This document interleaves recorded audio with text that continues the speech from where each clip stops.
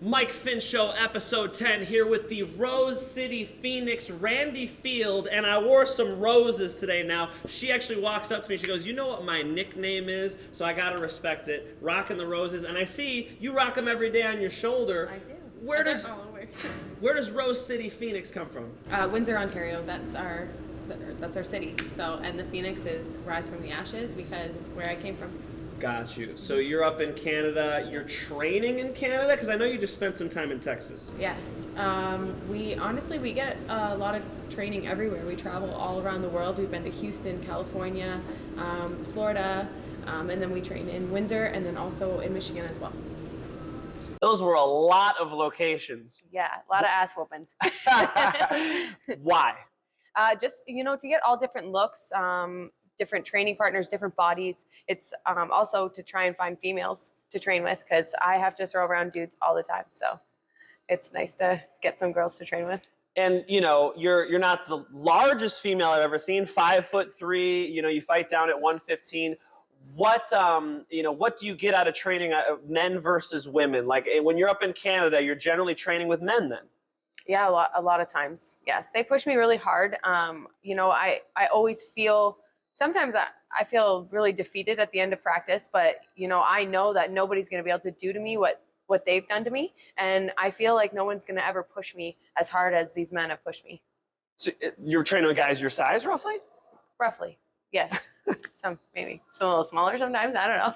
Smaller? Maybe sometimes. Okay. I'll toss them around. It makes me feel good. You're plucking from like the local high school? Like what is the... That's funny. We used to train with actually a high school in Windsor as well. I called it 100%. Honestly, that's really good. No, yeah. I see like UFC fighter Marvin Vettori, and I've seen fighters come in, Giga Chikadze. They come into UFC Gym Huntington Beach and they train with the high school wrestling team. Yeah. It actually is really good work, right? It's very good work. It's very high paced. So you're going, like, these kids are freaking bouncing around all over the place and you're like, oh my God, just trying to keep up. And yeah, it's really good actually. Back to Texas now. You spent some time in Texas. I think you even took home a souvenir. I did. Okay. My tattoo. Go on. Yeah. Yeah. There it is. Why the tattoo? What is the significance for you? You know what? I learned something when I was in Texas about the importance of pushing off your back leg. That I think I was like very unathletic at some points in my game.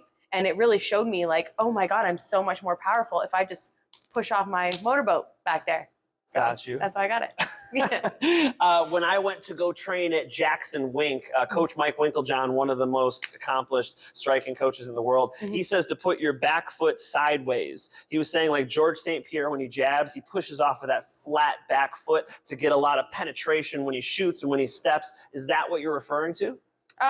Well, we do that. And also like it helps if it's kind of there. And then when you go to throw your right hand, you just have to turn on it and then everything just follows through. You just hit them with your entire body. Got you. Yeah. So you're developing your striking now. I know you won your last fight by rear naked strangle. Very impressive. It was in Hawaii. I saw you there enjoying yourself, getting a tan afterwards. You were having a good time. Now you're in California, but for whatever reason, I think Leah McCourt brought the Irish weather with her because this is not as sunny and beautiful as we wanted. But no. I mean, a step up from Canada, right? Are you having fun? Yeah, we're having a lot of fun and meeting a lot of great people. You're one of them. Thank you, Randi. Yeah, thank you. Appreciate that. Look, it's a big deal when you're just getting to Bellator and you're putting these fights together because every single win is going to propel you towards that big goal. I want to find out what you're here in Bellator to accomplish, Randi. What does Randi Field want to accomplish in this organization? I would love to accomplish Bellator opening up a 115 weight class. That would be amazing. Yeah. 125, this cut is too easy for you. Oh, yeah, way too easy. I like walk around like probably 8 pounds out from that. So it's easy peasy. Got you. Yeah. So you would prefer to cut more weight. I mean, doesn't cutting weight suck? We talked to your apparently soon to be fiance. I don't know if I'm spoiling anything here, but you guys have, your coach, your boyfriend, a mentor to you, somebody who even helps you with nutrition. When you talk about cutting down to 115, are you more confident because you have somebody to help you? Well, I'm very confident with everything I do in my life with Manny next to me. But also, I really prefer to eat very clean. I like to have abs all the time. Like I like to look good. But when I was at 125, like our fights were because I wasn't eating enough.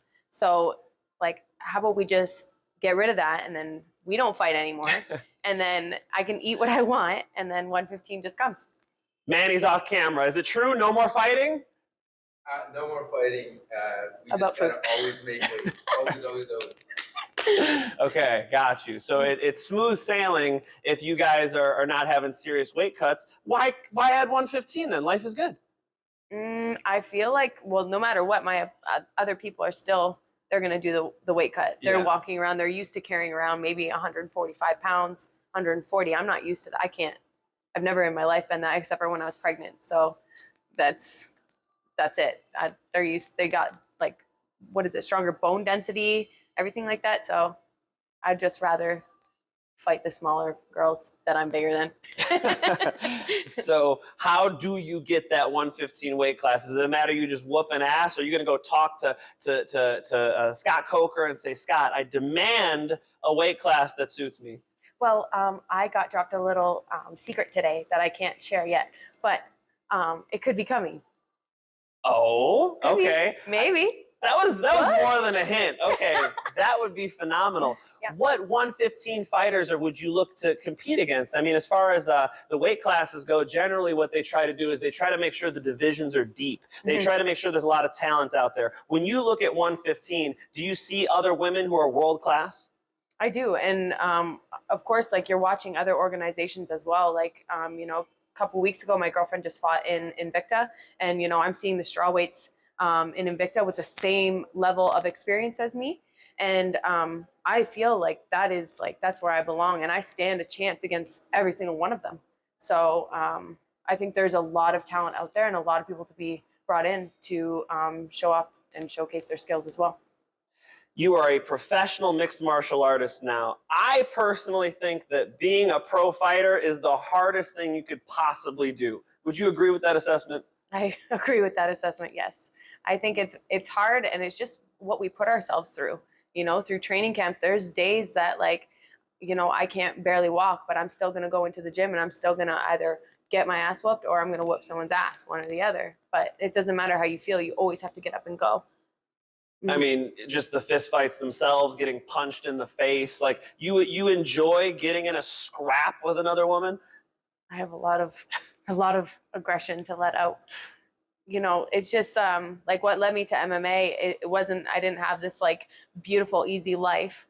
You know, I went through a lot of hardships, and you know, I hit my rock bottom, and then I found MMA. I found Manny, and you know, this has been the best coping skill I've ever had. I don't drink anymore.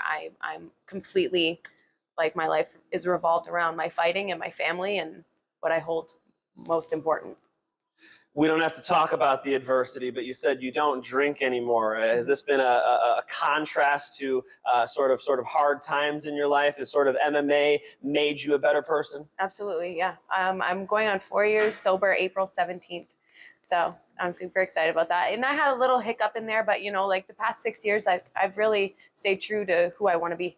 Nice. So, So I'm getting into the fighting is so hard thing because you kill it on social media. You have a video of you just like dancing. It's got 32,000 views on your Instagram. You started an Onlyfans. Why fight? Like, what sort of brings you to the sport? I'm really good at it. So why not? So we're gonna, you know, I don't feel that I should have an OnlyFans if I wasn't doing anything with my life, you know, but I'm doing a lot, and I also want to be out there. I want to be able to share my story and share with people that no matter how hard things get, you have to work hard. It's not easy, but your life can be as good as you want it to be. So with doing that, with having the OnlyFans, are you still able to focus on fighting? Yes. Yes. I can do it all. I have a lot of fun with it, and I really love that I'm in control. Like when people ask for some weird things, I'm like, hell no, like you can't have anything, right? But yeah, like I think it's all like, you know, training. He records me training for a second. He catches me and like on top of somebody. He's like, oh, ass shot, boom, OnlyFans done, done, right? It's easy. It all just goes together. You're putting Manny to work. I got you. All right. He likes it. All right. Now I'm going to get you in trouble. You don't respond to weird things. What's the weirdest thing somebody's asked you on OnlyFans? Oh, someone asked me to sit down on a table and put my feet up in the air and pretend that I was pushing on a gas pedal and saying, go faster, go faster, go faster, and then focus on my toes twinkling while I was pushing on the gas pedal. That was so weird. You did not do this. I did not. I said, I don't even know how to respond to you, and you should get off my page. I had no idea people were that specific. Oh, it was, yeah. I'm imagining it right now. You'll hit some pads for somebody, but you're not going to sort of create an entire scene for somebody like that. Yeah, no. Got you. I don't need to do that. I'll whoop their ass if they want. Maybe they can pay me money to beat their ass.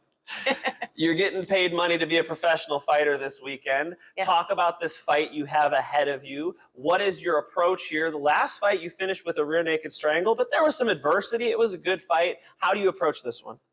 This one, I feel like calmer than ever. I've always felt very highly anxious fight week. It's like I kind of relive my life and everything that it took me to get here. But now, like, I feel like I've finally accepted everything, and I'm just here, and I'm calm, and I'm collected, and you know, I have explored my relationships on another level as well. So I'm not easily aggravated, let's say. You know, I just everything about this camp was different. I had no injuries. There was no really hiccups or anything. Maybe I had a little cold, but that was it. Got you. So, Got you. I got over one of those a few weeks ago as well. Yeah. But I don't have to get in a fist fight. So yeah, maybe it helped you cut weight because you always lean out when you have a cold, right? I heard man colds are worse than women's. Is that right? Or you guys are just wimpy, or one or the other. Yeah. Probably the second one. Yeah, probably the second one. Guys don't want to be ill.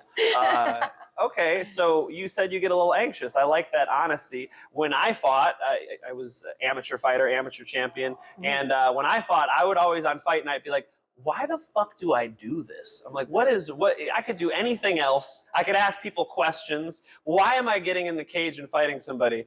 Do you sort of have that in your head? I want to congratulate you on following your dreams and asking me these questions. Thank today. you. Thank you. Yeah, I actually feel it up until they close the cage, and I'm like, oh my God, there's no turning back. Okay. So, yeah, I do. I definitely feel that. And, you know, I'm wondering with all this stuff, all this change, like I wonder how I'm going to feel walking out this time. Yeah, I feel like it's going to be different. John Jones has a good quote that I like. He said, it's not whether or not you have butterflies, it's whether or not you can make your butterflies fly in formation. How does Randi Field make her butterflies fly in formation? I think it's just really focusing and staying present and not worrying about what could happen. And also letting myself know that I don't need to hold back in there. Because I find in a lot of my training, I do have to hold myself back. I'm very explosive with what I do. So I do try and hold myself back and calm down a lot more in training. So I think that it's going to be different when I'm telling myself, like, you don't need to hold back, let it go, and just do what you do. You're going to do what you do this weekend. How does Randi Field finish this fight? I'm going to make her quit in round 2. Round 2, folks. There you go. See, people bet, so they got to bet the over or the under. Mm-hmm. So over a round and a half, under a round and a half. Let's go with over a round and a half to be safe. Got you. Yeah. Got you. I still like to play it safe. Got you. Yeah. I don't like to talk shit. I'm not a shit talker. I see that. You're very kind. Yes. All right. So how does Randi Field make a lot of money if you're not talking shit? What are you gonna do to stand out, Randi? Apparently, that's all I gotta do. So, I think you're at the very beginning of sort of fanfare. So, thank you. Yes, I'm glad to catch you early before I have to pay you for an interview. This was great. Thank you very much. We'll catch you before you're a superstar. On your way to being a superstar, I always ask people this. Nobody likes Bill Gates, but this is a good quote. He said, most people underestimate what they can do in 10 years, right? But they overestimate what they can do in a year. Everybody has a New Year's resolution they don't hit. But in 10 years' time, looking over your whole MMA career, what do you want to accomplish? Oh, I guess maybe the most important thing is to accomplish, and it's not even with fighting really, it's just to show my kids how hard that you have to work to get where I'm at and where we've been going. And I just want to push my kids to work hard for everything in life so that they can get everything that they want. That's most important to me. What's something people don't know about Randi Field? What's something that they don't know? Shit, I should have prepared for this one. It's a hard question. Take your I don't time. know if people know that I'm a massage therapist as well. I mean, I also have a full-time career back at home, so I have a full clientele and I'm educated. Yeah, so I guess that's something they don't know. Day to day in Canada, massage therapist. Yeah. Got you. Yeah. Interesting. Okay. Mhm. So strong hands, Yes. strong grip, Yes. right? I know how to manipulate the body. I know how far I can push the limits. So like you got somebody's back, you can just start digging your elbow in. You know how to like a pressure point. Oh yeah, I've had my clients, like I've been like a week out, I'm like, T-lock, Kimura. And they're like, okay, take it easy. Got you. Yeah. Using jiu-jitsu on your clients. How dare you? Wow. They have to pay extra for a jiu-jitsu lesson. Okay, so I'm super excited to see you fight. Super excited for the rest of your career here. Why don't you tell people, plug yourself. Where do they find Randi Field? How do they keep up to date with you as you emerge onto the MMA scene? Well, definitely my Instagram is Randi Field. And then check out my Onlyfans. I got a lot of great content on there. A lot of stuff that I haven't shared on my Instagram. I'm just trying to keep things separated and different. You know, I just did a very beautiful photo shoot that I will be sharing photos on there too. So yeah, catch me there or catch me outside. How about that? How about it? Ladies and gentlemen, rising Bellator star, pushing for that 115 division, and I think she might have kind of leaked that we might end up seeing it. Ladies and gentlemen, Randi Field, thank you for stopping by. Thank you very much.